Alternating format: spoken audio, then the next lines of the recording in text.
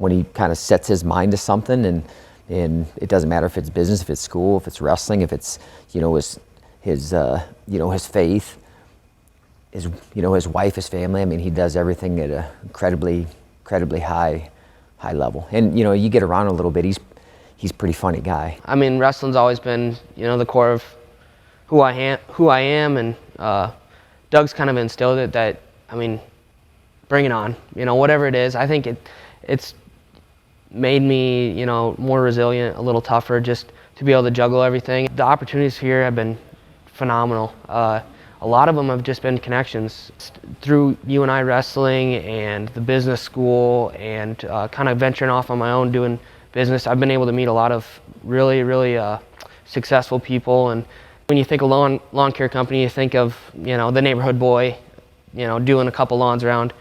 But I was really thrown pretty deep into the industry right away, and it's been just a great learning experience, something I really you know, feel passionate about. I kind of call him a caged lion in the room, because you watch him, that's kind of how he is, kind of pacing around. I think outside of here too, it's like always something to do. I love business. I love working with people. I love getting the most out of people.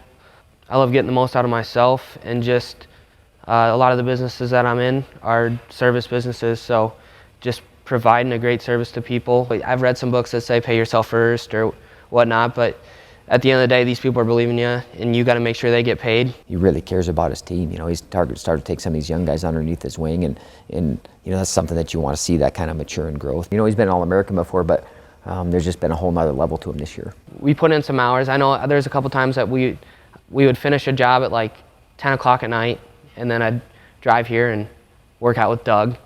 Sorry, Allison. So I'd take him away. He had to double check with her and make sure she knew why he was going to the gym at midnight. You know, the thing that I've talked to him about is just, you know, this is the only chunk of time that you have to do this, you know, and make sure that you don't look back and man, I wish I would have put more into this, but you know, he puts a lot into his wrestling. You're enjoying so much of it, and just trying to soak it in, and you're almost trying to pump the brakes, you know, and it just speeds up. I know, and I really truly feel like there won't be any regrets when he's done with his wrestling career. And then he's just going to take off and to do something else, and hopefully he's going to come back and he'll totally fund our program with all the money he makes. I can worry about business and whatnot, and then I step in the room and I flip it on, I'm wrestling. And I don't think of anything else, no matter what's going on. And then at the end of practice, I can flip it off and I'm back in business, or I'm working on my marriage and whatnot. So I think being a Panther is just about individual growth, trying to become the best version of yourself every day. And I know it sounds cliche, but just really focusing on doing everything right. Even when people aren't watching, like doing everything right. He's going to be in this area for a long time. You know, he's going to be part of our program for a long time. He's going to be part of our program for the rest of his life. How you live in and outside the room, I'll carry that forever.